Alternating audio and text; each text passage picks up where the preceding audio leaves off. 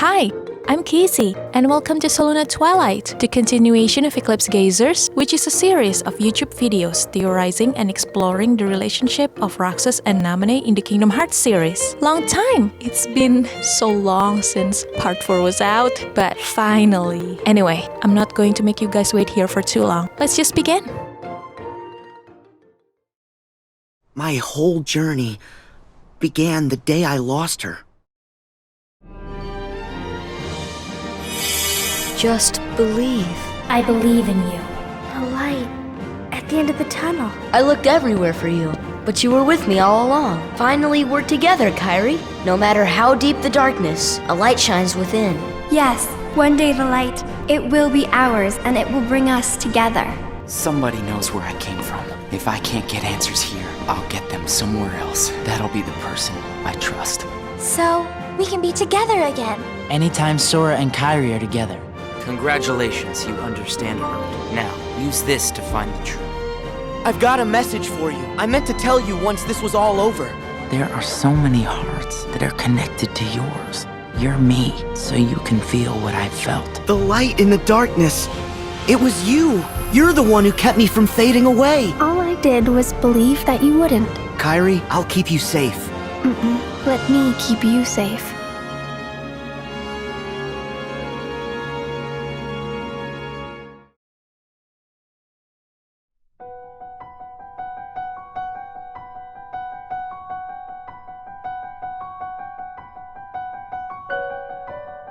Before we begin with this chapter, I want to inform you guys of some corrections.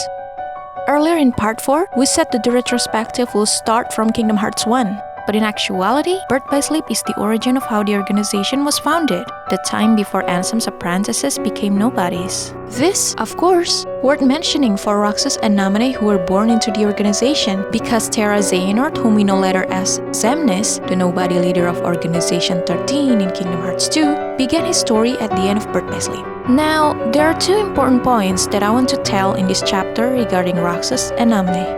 These 2 points are basically the main concept of the entire story of the Kingdom Hearts series, and it is through them we will understand their relationship as we move forward.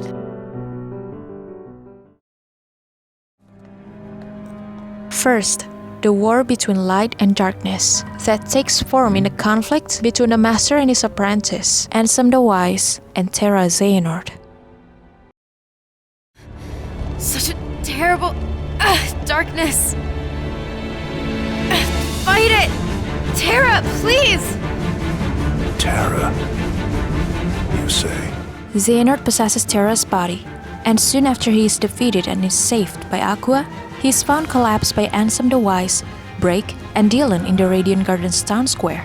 However, after Terra Xehanort regains consciousness, they learn that Terra Xehanort remembers nothing but only his name. Ansem the Wise tries to unlock Terra Xehanort's hidden memories by conducting tests on the young man's heart. Then, the Sage King notices Terra Xehanort's potential with the supernatural abilities the latter has, and Ansem the Wise lets him join in the research and experiments that they perform in the Radiant Gardens lab. Sometime after, the gummy ship travel between worlds is possible, and it is thanks to Terra Xehanort that King Mickey of Disney Castle is able to visit Radiant Garden. Ansem the Wise and King Mickey become great friends, and they converse their concern about the growing darkness between the worlds. And this is where the conflicts began. The Sage King had never thought that the young man he saved would later betray him. Terra Xehanort steals Ansem the Wise's name and research. Then he and the other 5 apprentices dabble too deep into the darkness behind their master's back. Soon after, they plunge Ansem the Wise into the realm of darkness. As the darkness eventually consumes them in their homeland, Terra Xehanort produces his Heartless, a nobody. And the other 5 apprentices also produce powerful nobodies, making the elder members of Organization 13. Radiant Garden becomes Hollow Bastion, falls in the hands of an evil ruler Maleficent, and its people are scattered across the universe. After Ansem the Wise is banished by his apprentices, he remains in the empty realm, gains the power of darkness, and conceals his identity in a new personality known by the name This, or Darkness in Zero. Thus, he can secretly walk the road to revenge Organization 13. The conflicts between Ansem the Wise and Terra Xehanort is similar to the conflict between Master Ericus and Master Xehanort. Wait, Xehanort. There is a reason the precepts bar us from such knowledge. Why do you seek the Keyblade? Would you blanket all the worlds in darkness? Reduce them to nothing? But darkness did cover the world once. In legend, we know so little about the Keyblade War, only that it was just the beginning. It is a curious tale, and one worth exploring. They say ruin brings about creation. So what then would another Keyblade War bring? The Keyblade needs to be forged, and with it the door to the Keyblade War unlocked. Fool, you would risk an apocalypse out of sheer curiosity? I will never allow it, Xehanort. Not while I live!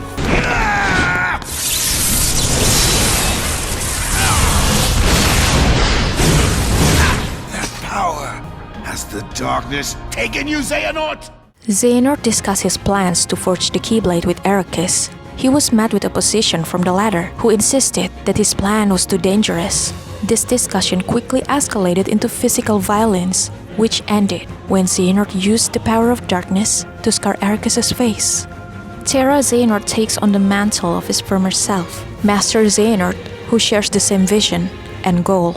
Wise Ansem, I am here to seek your advice. I'm glad we have the opportunity to speak like this, my friend. I'm intrigued by your hypothesis, and I'm finding it difficult to stave off the urge to test it. Still, I'm concerned about the stability of the worlds. Yup, that's what worries me too. The doors that appeared, the place the heartless seek. I fear my research may have brought this upon us. Master Ansem, regarding the experiment I presented the other day, with your permission, I'd like to proceed. I forbid it! Forget this talk of doors and the heart of all worlds. That place must not be defiled. But Master Ansem, I've been thinking... They are not. Those thoughts are best forgotten.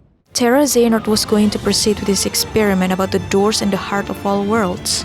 But Ansem the Wise forbade it because he was worried that the action would cause the darkness to invade their land. Unfortunately, the Master's prohibition couldn't stop the apprentice from doing it behind the former's back. Master Xehanort and Terra Xehanort created chaos and suffering to other people in order to satiate their thirst for knowledge, while Master Ericus and Ansem the Wise cared about other people by keeping the light safe. These different ideologies between the two sides, Master Ericus and Master Xehanort, and also Ansem the Wise and Terra Xehanort, is exactly what the war between light and darkness is. Looking back at the conclusion of Part 3, we can see that the Kingdom Hearts series is built on this concept, yin and yang. The prevalence of duality in Kingdom Hearts is referenced from the concept of yin and yang. Yin and yang is the ancient Chinese belief that adheres to the principle that everything in the universe comes in two forces, like life and death, chaos and order, feminine and masculine, day and night, and of course, light and darkness too. So listen, child. Even in the deepest darkness, there will always be a light to guide you. Kairi, something tells me I didn't run into her by accident. Second, the light in the darkness. Aqua and Kairi meet when the 4-year-old Kairi is about to be attacked by a group of Unfurs in Radiant Garden. Aqua realizes that there is an exceptional light inside Kairi that causes the Unfurs to attack her. Then, Aqua protects the little girl alongside Mickey, who comes just in time. After the battle, Aqua tells Mickey that she can sense light within Kairi. Mickey agrees by acknowledging that he also feels that the little girl is extraordinary. When he is requesting Aqua to join forces with him, Mickey's star shard suddenly glows and sends him off out of the place, leaving Aqua and Kairi in wonder. Then, Kairi gives Aqua flowers and they introduce themselves to each other.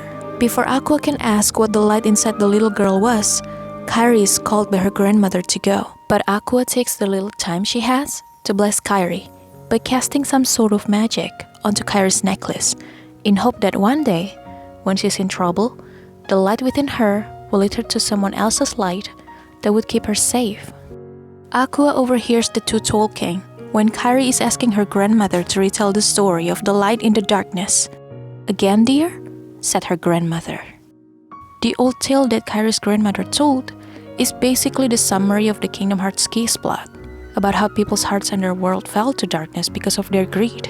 After everything was swallowed by the darkness, small fragments of light survived by residing in the hearts of children so that the lost world that fell to darkness can be rebuilt. And this is a hint that the rebuilt world could be the one that Kairi and her grandmother lives in, Radiant Garden. The most interesting part of this scene is the different nature of the two lights that are visually depicted. The sun in the bright sky is completely clouded by the darkness, and later, a small light like a heavenly body is emerging from within the darkness, and the darkness doesn't engulf it.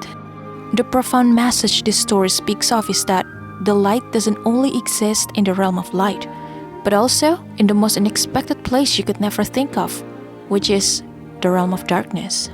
It is just like how the sun shines at day and the moon glows at night, which is told in the concept of yin and yang. Even in the deepest darkness, there will always be a light to guide you.